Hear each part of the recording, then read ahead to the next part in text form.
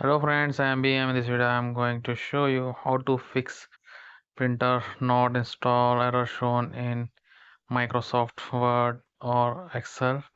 Okay, now open Word file and check once. Okay, this is our Word file.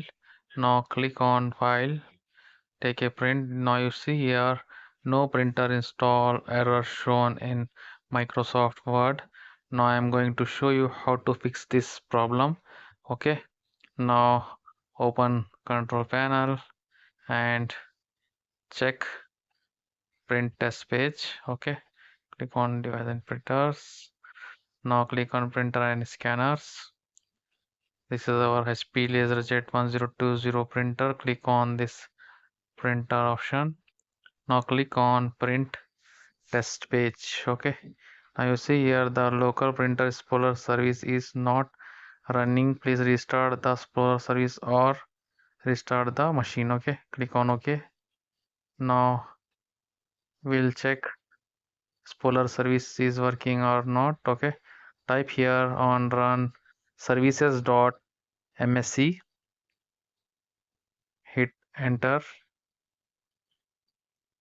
Okay, now search here printer spooler service. Okay, press P key. Now you see this is our printer spooler. Now you see here our service is stopped. Now click on start.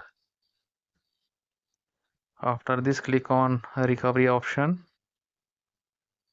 Now change this third option, restart service. Okay, now click on apply, click on OK, close this services.msc.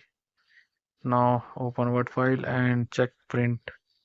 Now you see our printer is now ready to print. Okay, now take a printout.